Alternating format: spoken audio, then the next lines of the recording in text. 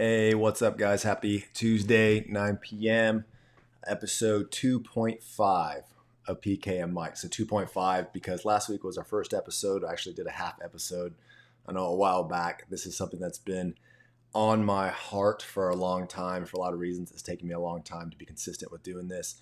But the whole hope of this is to be honest and real as we talk through just becoming the people we're designed to be, right? Designed and living for a purpose, which I think we're all called for. I often say we're all designed for a purpose, designed with a purpose for a purpose. And so tonight, I hope to continue a little bit what we talked about last week. Always love your comments and feedback and questions. Maybe we'll get to some of them tonight. Otherwise, it's not going to be very long. And so I thought about, hey, how should I start tonight? And some of you guys may have seen this already. This today, because I posted it, is the joke of the day. So I don't know. I'm 39 years old. I have 3 kids. And these joke of the days, these dad jokes continue to just be funnier and funnier to me. So I don't know what that says about me and who I'm becoming, but I don't care. And I'm going to embrace it. And so this is a dad joke I told earlier today. And I still think it's funny. So dad joke of the day before we get into this thing is, who was the greatest babysitter in the Bible? Who was the greatest babysitter in the Bible? David, because he rocked Goliath to sleep. That's funny. All right, guys. So there you go. There's your dad joke. Go share it with somebody in the office tomorrow. Go make somebody smile. There's so much going on around us that we don't smile enough. We don't make people laugh enough. And you don't give enough of ourselves out there that you're designed to be. So last week I really got into kind of like my background and this journey that I've been on for 8 years. And it simply came through the verse 2 Corinthians 12:9 that I shared last week, and the whole idea of it, of me. I was at a point in my life where I was so tired of trying to do everything myself, trying to work harder in corporate America, trying to be that best husband, trying to be that best dad. And I was just falling apart because I was relying on my own strength. And 2 Corinthians 12:9 says, hey, look, in your weakness, you can be strong through Christ. And I wish I could tell you that all of a sudden it snapped and I let go of everything. But all that really was 8 years ago was layers starting to be ripped away from my heart and from my personality and from who I was. And I talked a lot about how growing up in the church, it was really easy for me to put these walls up and put a perception out there when in reality, my heart wasn't where it needed to be. My heart wasn't matching up with my actions. And we talked about that is just the church. That is us as humans and as Christians. We're just broken people who are continuing to grow and live for Christ. And sometimes it's ugly and sometimes doesn't represent what we look like. But that's where God's grace comes in and his blood and his work on the cross. And so tonight I want to continue on that because I think until we, at least, and I'm sharing from my experiences, right? So oftentimes I say we, I want to generalize it, and everyone has their own story. One thing I love about what's going on right now and the way I dealt with all the pressure and the talk about politics, I don't care what you voted, right? I do believe whatever way you voted, God started designing you from the time you were born with the relationships, experiences, and everything you have encountered up to this point to vote the way you decided to vote. And whatever happens in this election is designed by God for the best of all of us, part of his plan. And I think the problem is with that is oftentimes we want to play God and think we know what's best for ourselves, for our country, for our world. And in reality, we need to be responsible for ourselves and for our heart and for what we're pursuing. And so, in saying all that, some of you have been put by God to fight and stand up for what you believe, right? And others of you aren't. And so it's not our job to go about and attacking other people and telling people what they should believe or not to believe, what they should be doing or not believing. If it doesn't, as long as it's not hurting people, right? I think I'm a believer in the Bible. And it starts what's the word I'm looking for? Going against what the Bible says, right? As far as loving on people and hurting people and all that stuff, then I think you're starting to push the boundaries there for sure. But part of being PkUnmiked is I'm just going to be honest and real with you guys on here. And so as I get more comfortable, as I start growing myself, it's going to go a lot of different directions. I hope to have people interviewing on this from a lot of different backgrounds on a lot of different topics, and where we can sit and discuss, listen to each other out, and really see how God has designed a lot of us differently so we can interact and be part of this body to live out his kingdom amongst people around us. And so last week I really got into this wall in this area where God started breaking down layers of my life, and it's still doing that, right? It's going to be a continuing journey until the time I die. And so I shared 2 Corinthians 12:9. But so tonight I want to talk more about this and this idea of giving up yourself and dying to yourself. I think what I have found out, we cannot become who we're designed to be until we're willing to give up parts and pieces of what we are trying to protect. So, for example, we are, because of, as I mentioned earlier, our life experiences, from the way we are raised, from relationships we've been in, maybe from a school teacher that said something to you, maybe it was a friend, maybe you went through some tragic instances in your life, maybe you've gone through some really huge blessings. All of those have impacted you as a person to start becoming the person you need to be. But what happens a lot of times, these good and bad, instead of helping you become the person that you are designed to be, it molds you into who you think you should be.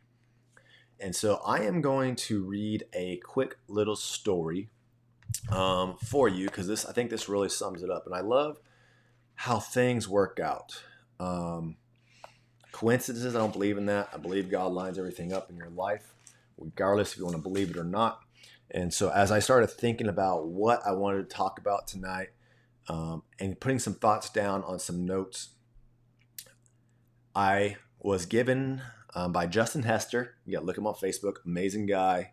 I met him back in college at Texas Tech. He sends me books randomly. And currently I'm going through a book called Emotionally Healthy Spirituality. And it's just a daily devotional where you do a devotional early in the morning, devotional in the evening time. And as I'm thinking about this idea, how do you explain how these good and bad situations, yes, they can expose you and help you become the person you're designed to be, but also I think majority of the time we allow those situations, good and bad, to make us believe that we're something we're not, because we're not willing to get uncomfortable. And I think the greatest people don't grow because we're not willing to get uncomfortable, right? When you're willing to get uncomfortable and take those steps and do things that aren't part of your nature, I think you start discovering that you have so much more within you versus sitting around being comfortable, trying to find the comfort road, the safe road. That's the easy road. And when it's easy, there's no growth whatsoever. So I was like, how do I explain all this? And in the devotional yesterday is a story about this eagle, right? And so I'm going to go ahead and read it. If you have questions about the book, go ahead and shoot me a message. I'll go ahead and send you the title of this book. So a man found an eagle's egg and put it in the nest of a barnyard hen. The eaglet hatched with a brood of chicks and grew up with them. All his life, the eagle did what the barnyard chicks did, thinking he was a barnyard chick. He scratched the earth for worms and insects. He clucked and cackled, and he would thrash his wings and fly a few feet into the air. Years passed, and the eagle grew very old. One day he saw a magnificent bird above him in the cloudless sky. It glided in graceful majesty among the powerful wind currents, with scarcely a beat of its strong golden wings. The eagle looked up in awe. "Who's that?" he asked. "That's the eagle, the king of the birds," said his neighbor. "He belongs to the sky. We belong to the earth. We are chickens." So the eagle lived and died a chicken, for that's what he thought he was. And so as we go through life, as I have often said is, well, that's who I'm designed to be, only to find out later through another circumstance or being willing to die to that thought of who I was you start to begin and understand who you can become, right? So 8 years ago, I was in this place in corporate America working 50 to 60 hours a week. I thought that's what you had to do. I thought you had to go to school, get a job, work 50 to 60 hours a week, move up the corporate ladder, do the happy hours. And every single time I felt miserable. I felt like there has to be more to this life and this job and this career to do more. It doesn't make sense to me to work that long to miss out on my family and not be part of them. I remember my senior in high school, I was a quarterback and safety of our team, and we won their championship. And I remember on the football field, the team celebrating, and it was a good moment. But I also had in this thought was like, there has to be more to this life than winning a championship in high school. Getting the scholarship to Texas Tech University was an amazing experience. I met some amazing people and still good friends with a lot of guys on the team, and wouldn't trade it for the world. But I also remember being there and saying there has to be more to this. And I find myself getting married to an amazing person, right? And trying as hard as I could to be the best husband. And like I mentioned last week, just finding the spot, I had to stop relying on my own strength, but at the same time thinking there has to be more to this. Like, what is my mission? What is my purpose? And what am I trying to do here? And that all is still being discovered, but it's coming out more and more as I'm willing to get uncomfortable doing things like this, right? Because I know I'm going to say something eventually and start interviewing some people and think, you know what, who's watching this? What are they going to judge me? What are they going to say? And I really had to take a step back and understand what I was telling people. Hey, get uncomfortable, do the things that your heart's telling you to do, and listen to my own words. And then at the same time, like I'm thinking about how can I make this way and that way. And it's like God says, hey, look, 2 Corinthians 12:9, the verse that you've been studying and learning and growing and using for the last 8 years, relax. It's not going to be on your own will. It's going to be on my own will. And that puts me at peace. And I encourage you guys tonight, right? I don't know if you're that eagle living with the chickens, thinking that you're a chicken, thinking that's all you're capable of doing, wishing and seeing the eagle soar above you, wish you were in the air with that eagle, but because you still think you're a chicken, you're down on the ground plucking the worms out of the earth, right? So what false self are you struggling with that Christ wants you to die to so you can truly live? And you have to understand, like, I love the conversations that are going on right now when they are conversations, when you have two people who are willing to listen to one another and hear each other out and understand where the other person is coming from and what they've been through to bring them to those conclusions. Because that is part of growth and understanding. And I think it opens up our eyes to bigger situations.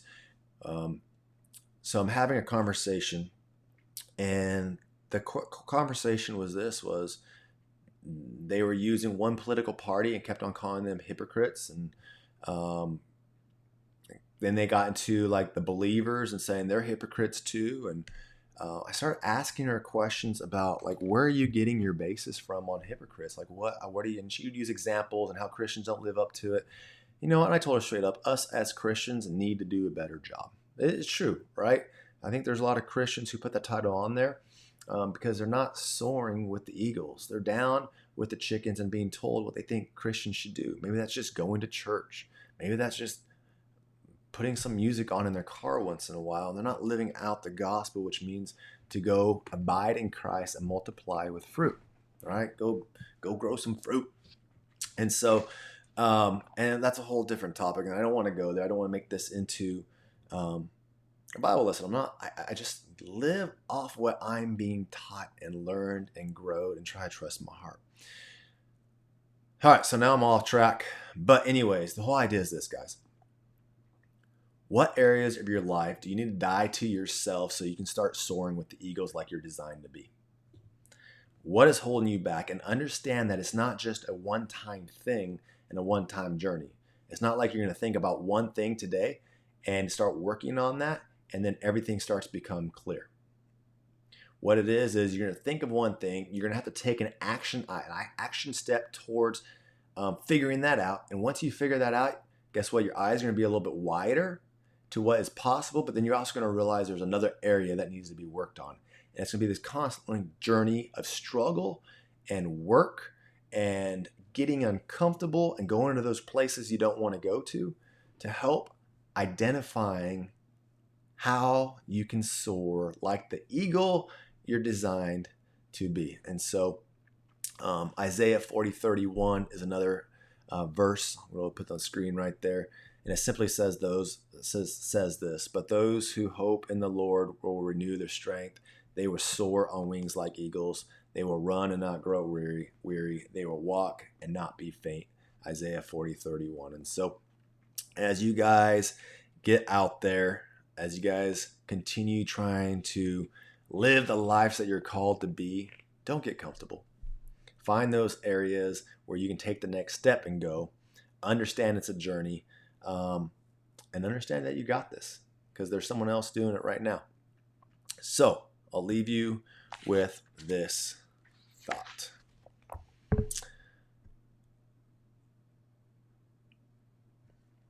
As I can find it.